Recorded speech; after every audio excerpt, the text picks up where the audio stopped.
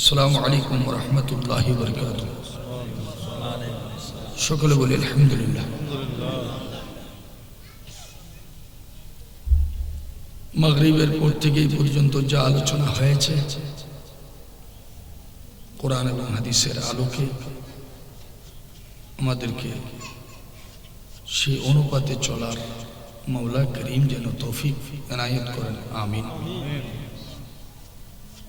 মঞ্চে যে সমস্ত উলামায়ে কেরাম তাশরীফ ফরমা আছেন, আমার চেয়ে বিজ্ঞ মুহাক্কিক মুদাক্কিক লায়েক ফায়েক, আমি অযোগ্য নালায়েককে আপনারা স্মরণ করেছেন, ওয়াদা করেছি, উপস্থিত হয়েছি আল্লাহ এবং রাসূলের সন্তুষ্টি অর্জনার্থে দুই একটি কথা বলে বিদায় আরজ করব। আল্লাহ এবং রাসূলের মহব্বত নিয়ে আলোচনা করার এবং শোনার আল্লাহ পাক তৌফিক এনায়েত করেন, আমিন। মোহতরম হাজরিন, আমি আপনাদের সামনে কুরআনুল কারীমের 50 নম্বর সূরা সূরা কফ 45 নম্বর শেষ আয়াতের শেষাংশ আমি তেলাওয়াত করেছি। 2 নম্বরে সূরা ইউনূসের 58 নম্বর আয়াত তেলাওয়াত করেছি। 3 নম্বরে সূরা মুনাফিকুন 63 নম্বর সূরার 8 নম্বর আয়াতের শেষাংশ আমি তেলাওয়াত করেছি। এই 3টি আয়াতের সমন্বয় করে দুই একটি কথা বলার ইরাদা করছি। মাওলা করিম এবং রাসূল করিমের এবং মুর্শিদ করিমের নেগাহ যদি থাকে, আপনাদের দোয়া যদি থাকে, আমি চেষ্টা করব অতীব মনোযোগ সহকারে শোনার। আল্লাহ পাক তৌফিক দান করুন, আমিন।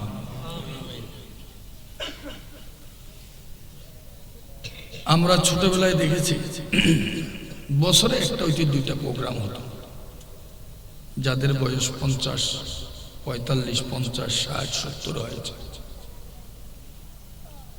অতীতের তুলনায় মসজিদও বেশি, ওয়াইজও বেশি, তাকরীরও বেশি। একটা জিনিস যদি আমরা খেয়াল করি, 5 ওয়াক্ত নামাজ আমাদের উপর কি কথা বলেন না, ফরজ। 5 ওয়াক্ত নামাজের জন্য আজান দেওয়া হয়। তো আওয়াজ দেন, আজান দেওয়া হয় না? আজান দেওয়ার কারণটাই হচ্ছে যে নামাজের সময় হয়েছে কল্যাণের দিকে, হাইয়া আলাস সালাহ, হাইয়া আলাল ফালাহ। তাইলে বোঝা যায় কল্যাণ যদি আমরা পেতে চাই, আমরা যদি ফালাহ কামিয়াবি চাই, কল্যাণ চাই, মঙ্গল চাই, তাহলে কোথায় যেতে হবে? আল্লাহর ঘরে। তো আল্লাহর ঘরে কি বসে থাকবো না নামাজ পড়ব? নামাজ পড়ব, বলেন না সুবহানাল্লাহ। এই নামাজের বিরোধিতা যারা করবে তারা কি ঈমানদার না বেঈমান? শুধু তাই নয়, মান আনকারা হাদিসান ফাহুয়া কাফির। এটা মুফতাহি ফতোয়া। নামাজের ইনকার কেউ করতে পারবে না। আজান দেওয়া হয় নামাজের জন্য, জামাতের আগে ইকামত দেওয়া হয়। ইকামত দেয় না? এবার একটা হচ্ছে আজান আর একটা হচ্ছে ইকামত। আজানটা দেওয়া হয় মসজিদের বাইরে, ইকামতটা দেওয়া হয় মসজিদের ভিতরে।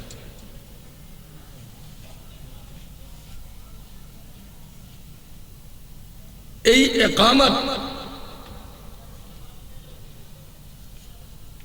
ব্যাপারে আল্লাহর নবী বলেছেন, লা তাকুমু হাত্তা তারুন, লা তাকুমু হাত্তা তারুনি, মেশকাতের 700 পৃষ্ঠার মধ্যে এই হাদিসখানা আছে। ব্যাপারটা আর একটু খুলে বলি। কল্যাণ যদি পেতে চাই, যদি আমার মঙ্গল চাই, কল্যাণ চাই, ভালাই চাই, নাজাত চাই, ফলা চাই, যেতে হবে কোথায়? মসজিদে। নামাজ, নামাজের দিকে। তাহলে নামাজের মধ্যে ভালাই, একামত যতক্ষণ না দেবে ততক্ষণ জামাত শুরু হবে না। আল্লাহর নবী হুজরা শরীফে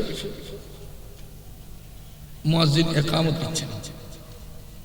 আল্লাহর পেয়ারা মাহবুব নবী ডাক দিয়ে বললেন, যখন একামত দেওয়া হয় নামাজের জন্য, জামাতের জন্য, যখন একামত দেওয়া হয়, লা তাকুমু, সুবহানাল্লাহ, লা তাকুমু, তোমরা দাঁড়াইও না, হাত্তা তারুনি, আমি নবীকে না দেখা পর্যন্ত একামত চলতে থাক। কিন্তু আমি নবীকে যতক্ষণ তোমরা দেখবে না ততক্ষণ পর্যন্ত তোমরা নামাজের জন্য দাঁড়াইও না।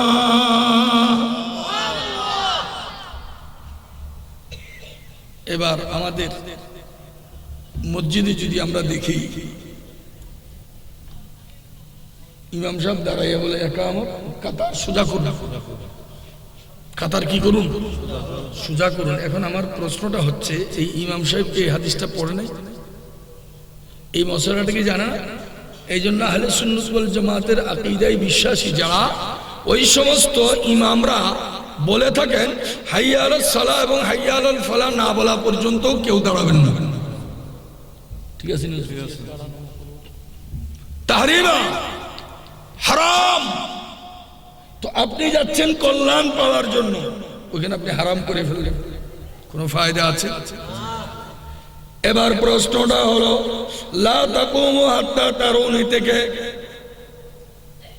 ফতোয়া আসতেছে, দলিল আসতেছে, শরীয়তের বিধান কায়েম হচ্ছে, আজান नमाज के लिए, इकामत ताज़ीम मुस्तफ़ा के लिए, अजान नमाज के लिए, इकामत नबी के लिए, अजान नमाज के लिए, इकामत सरकार के लिए। कारण আল্লাহর প্যারা মাহবুবের তাজিম অন্তরে না থাকলে ওই ব্যক্তি যদি নামাজ পড়ে কিয়ামত পর্যন্ত ওই নামাজের কোনো কাজে আসবে না।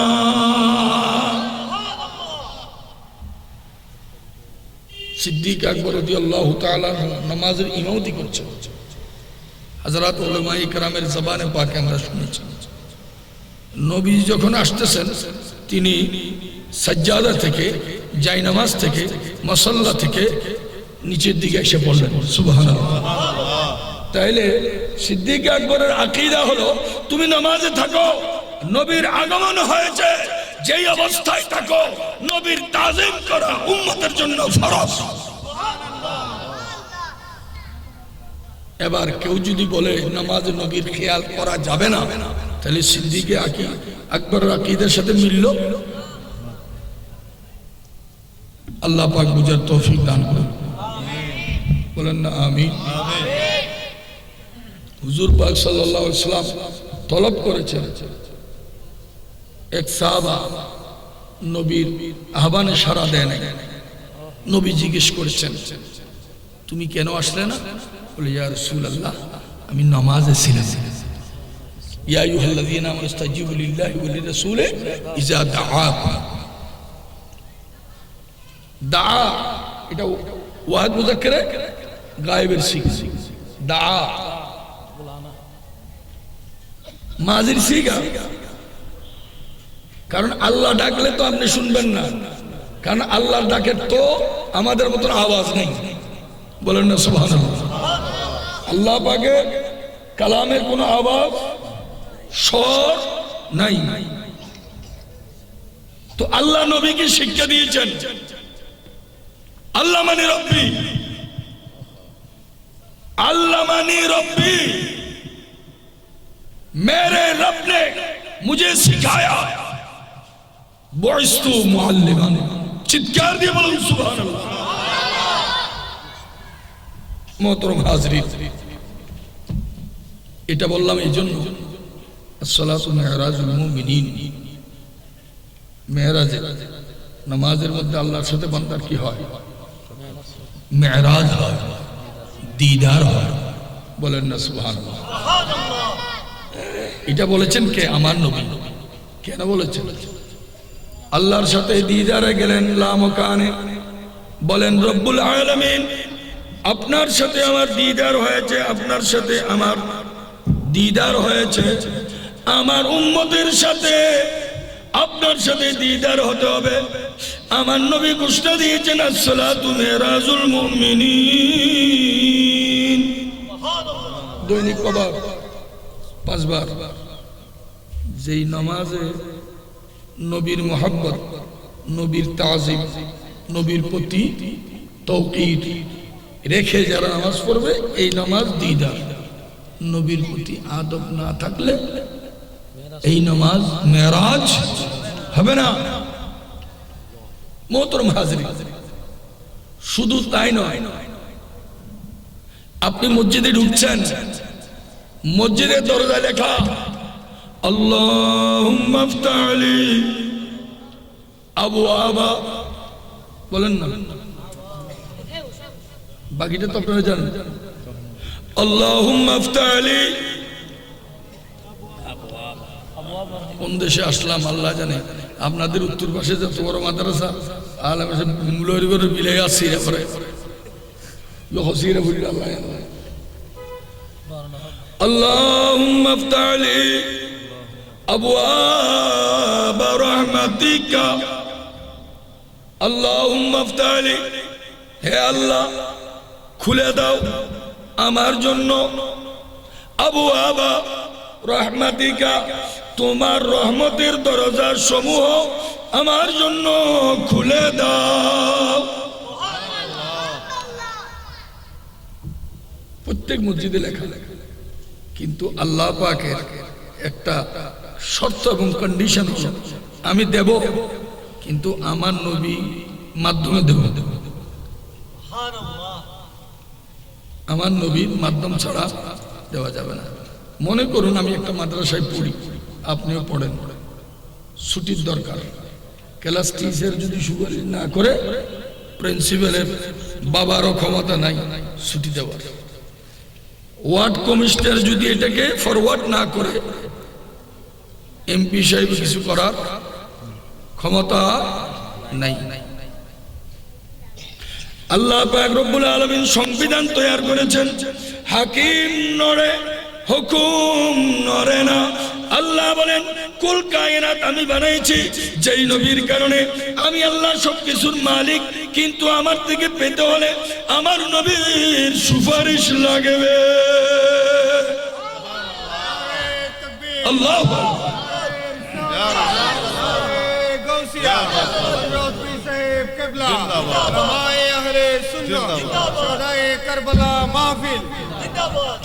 আজকে এই জায়গাতে এসে মৌলবীরা, হুজুররা, নমাজিরা, মুসলমানরা নিয়ামত থেকে বঞ্চিত হচ্ছে। আবু দাউদ শরীফের ৭৭ পৃষ্ঠা আল্লাহ নবী ইরশাদ করেছেন, ইজা দাখালা আহাদুকুমুল মসজিদা ফালিয়ুসাল্লিম, আমার গায়েব, ফালিয়ুসাল্লিম আলান নবী সুম্মা লিয়াকুল আল্লাহুম্মা ইফতাহ লি আবওয়াবা রাহমাতিকা। তোমাদের মধ্যে যে মসজিদে প্রবেশ করবে সে যেন আমি নবীর উপর সালাতু সালাম পেশ করে। সুম্মা সালাতু সালামের পরে লিয়াকুল, ওই ব্যক্তি যেন বলে, কোন ব্যক্তি? সালাতু সালাম যে দেবে ওই ব্যক্তি বলবে আল্লাহুম্মা ইফতাহ লি আবওয়াবা রাহমাতিকা। এবার আমরা তো সবাই সুন্নি, সবাই নামাজি, এবার বলুন তো আল্লাহুম্মা ইফতাহ লি প্রত্যেকটা মসজিদে লেখা আছে, আছে না? কিন্তু আসসালাতু ওয়াসসালামু আলাইকা ইয়া রাসূলুল্লাহ লেখা আছে কয়টা মসজিদ আছে? ওইটারও হাদিস আছে, আল্লাহুম্মা ইফতাহ আলী পড়ারও হাদিস আছে, কিন্তু এই হাদিসটার মধ্যে দুটোটা আছে। এই হাদিসটার মধ্যে কি আছে? দুটোটা আছে। তো সুতরাং যদি সালাত সালাম বাদ দেওয়া হয়, হাদিসে একটা আমল করা হয়েছে, অপরটা আমল করা হয় নাই। ইমামে আজম আজম হয়েছেন, ইমামে আজম আজম হয়েছেন এই জন্য ইমামে আজমের প্রত্যেকটা মশালার মধ্যে কয়েকটা হাদিসের উপর আমল হয়ে যায়। যেমন এতটুকু উঠে নিয়ত বান কি পর্যন্ত শানা বলে নাকি, এটা গর্দানের এটা শানা। আরেকটা হাদিস আছে কানের লতি, কান বরাবর। তো ইমামে আজম বলেন আমি যদি এতটুকু উঠাই তাহলে এটা আমি অতিক্রম করলাম, এটা আমল করলে দোনোটার উপর আমল হয়ে যায়। আর এতটুকু নিলে ওইটাকে তরক করা হয়, এই জন্য ইমামে আজম হয়েছে, এই জন্য গৌসে আজম হয়েছে। বলেন না সুবহানাল্লাহ। মোহতরম হাজরিন, মক্কা শরীফ 1 লাখ, মদিনা শরীফ 50,000, আর এক রওয়ায়েতে আছে 25,000, বাইতুল মুকাদ্দাস 25,000। বাবুস সালামের মধ্যে স্পষ্ট লেখা আছে বিসমিল্লাহ বিসমিল্লাহ আসসালাতু ওয়াসসালামু আলাইকা ইয়া রাসূলুল্লাহ আল্লাহুম্মা ইফতাহ লি আবওয়াবা রাহমাতিকা সুবহানাল্লাহ। এবার মসজিদে নববীর বাবুস সালাম থেকে এটাকে কেউ বাদ দিছে, উঠাই দিছে, চেষ্টা করতেছে উঠানোর কি করতেছে, চেষ্টা করতেছে। আবার কোরআন থেকে 2-1টি আয়াত বাদ দেওয়ার চেষ্টা করছিল, এটা আপনাদের জানা আছে কিনা জানি না। অর্থাৎ একটা হলো রাজতন্ত্র আর একটা হলো গণতন্ত্র। এই রাজতন্ত্র যে হারাম এটা উঠাই দিতে চেয়েছে, কিন্তু শেষ পর্যন্ত পারে না। এরা যদি ইসলামিক দল হয়, আমরা সৌদিয়াকে সামনে রেখে ইসলামের প্রচার করি, সৌদিয়াতে নাই, এখানে এটা থাকবে কেন? তো এরা তো এগুলো করতে চেয়েছে, পারে। হেফাজত করার মালিক কে? আল্লাহ। এবার আল্লাহ যেটার হেফাজতের দায়িত্ব নিয়েছেন ইসলামের, কোরআনের, এবার যদি আমরা করি ইসলামের হেফাজত আমরা করব, এটা কি সম্ভব? তাদের নামটাও তো ভুল, এটা শিরিক হয় না। তাহলে নবীর বেলায় আসলে শিরিক হয়, শিরিকের অর্থ বুঝে না। যাই হোক, আমি বলতে চেয়েছিলাম আজান নামাজের জন্য, ইকামত রাসূলের জন্য। বলেন না সুবহানাল্লাহ। নামাজের মধ্যে থাকলেও নবীর তাজিম করতে হবে। শুধু তাই নয়, কবরে যাওয়ার পরও নবীকে তাজিম করতে হবে। কবরে যাওয়ার পরে মুনকির নকির আসার পরে রু দেওয়া হয় কেন? যেহেতু হায়াতুন নবী রাহমাতুল লিল আলামিনের আগমন হয়েছে, এই জন্য নবীর কারণে মাইয়তকে রু দেওয়া হয়। বেজা কি যা, যার রু নাই তার জন্য রু। বলেন না সুবহানাল্লাহ। মোহতরম হাজরিন, আলম ইয়াজিদকা ইয়াতীমান ফাআওয়া, আজীবন তরজমায় শুনছি হুজুররা বলে আলম ইয়াজিদকা ইয়াতীমান, আল্লাহ আপনাকে পেয়েছে কি নিঃস্ব, এতিম। ফাআওয়া, আল্লাহ আপনাকে আশ্রয় দিয়েছে। সুবহানাল্লাহ। আলম ইয়াজিদকা ইয়াতীমান ফাআওয়া, তারপরে ওয়াজাদাকা দাল্লান ফাহাদা ওয়াজাদাকা আইলান ফাগনা ফাআম্মাল ইয়াতীমা ফালা তাকহার, ফাআম্মাল ইয়াতীমা ফালা তাকহার ওয়া আম্মাস সাইলা ফালা তানহার। এই 2 আয়াত দিয়ে আগেরটার অর্থকে ভিন্ন রকম করে দিয়েছে। সুবহানাল্লাহ। যার কাছে এতিম নিঃস্ব, সে অপরকে কিভাবে দেবে? আল্লাহ বলে যে আমার মাহবুব নবী এতিম নয়, দূরে এতিম, এতিমও কামাওয়া। বলেন না সুবহানাল্লাহ। ইয়া রাসূলুল্লাহ, আপনি কাউকে তাড়াইয়ে দেবেন না, যে আসবে তাকে কিছু দেবেন, তাহলে কি এতিম হলে দেয় কেমনে? অর্থাৎ সমস্ত অসহায়দেরকে মহব্বত করার জন্য আপনি নবীকে অসহায়ের সহায়ক হিসাবে আপনি নবীকে আমি ওই ক্ষমতা দিয়েছি। সুবহানাল্লাহ। অর্থটা একবারে ভিন্ন হয়ে গেল। এটা এক আয়াত অপর আয়াত দিয়ে তাফসীর করতে হয়, বলেন না সুবহানাল্লাহ। সর্বোপরি এই কথাটাই আমি বলতে চেয়েছিলাম, আমরা যারা নামাজ পড়ি, আমরা যারা ইবাদত বন্দেগী করি, ইবাদত করার আগে দয়াল নবীর প্রতি ভালোবাসা অন্তরে রেখে নবীর তরিকা অনুযায়ী করার আল্লাহ তৌফিক দান করুন, আমিন। এবার আল্লাহ পাক কোরআনুল কারীম ইরশাদ করেছেন, ফাযাক্কির বিল কুরআন মান ইয়াখাফু ওয়াঈদ। ফাযাক্কির আলোচনা করুন বিল কুরআন, কোরআন দ্বারা। এই আয়াতে কারিমা দ্বারা সুস্পষ্টভাবে প্রমাণিত হয়েছে কোরআনের আয়াতে কারিমা ছাড়া আলোচনা করার, ওয়াজ করার কোনো নির্দেশ নাই। এবার যদি আমরা তালাশ করি কোরআন হাদিস দিয়ে কয়জন আলোচনা করে আর গান দিয়ে কয়জন আলোচনা করে, তো কোরআন হাদিস দিয়ে আলোচনা করলে সেখানে মানুষ কম। ইদানিং হুজুর উত্তর দিকে অর্থাৎ কুমিল্লা, ব্রাহ্মণবাড়িয়া, সিলেট, মাধবপুর, নরসিংদী ওই সাইডে একটা আলোচক বের হয়েছে গত 7-8 মাস আগে। ব্রাহ্মণবাড়ি এক জায়গায় প্রোগ্রাম হয়েছে মুনাজারা ওয়াহাবিদের সাথে, আমি গিয়ে বসেছি। ওই হুজুর আসছে, 500-র উপরে ছেলে তার পিছনে নারা দিতেছে, অল্প বয়স, নাম বলবো না। এখন আমাদের চিটাং আমদানি হয় নাই, আল্লাহ যেন না করে। চিটাঙের হুজুরে মারিলে নাউযুবিল্লাহি মিন যালিক।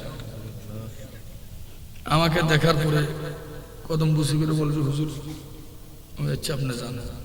আমি যাওয়ার স্টেজ থেকে আরেকটা কথা না বলে হুজুর ওয়াজ শুনে আমি ওয়াজ করি, ওয়া আখিরু দাওয়ানা আলহামদুলিল্লাহি রাব্বিল আলামিন। এটা বললাম এই জন্য